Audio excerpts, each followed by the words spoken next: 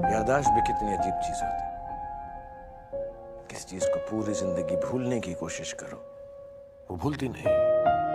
कभी एक छोटी सी चीज याद करने की कोशिश करो तो याद नहीं आती।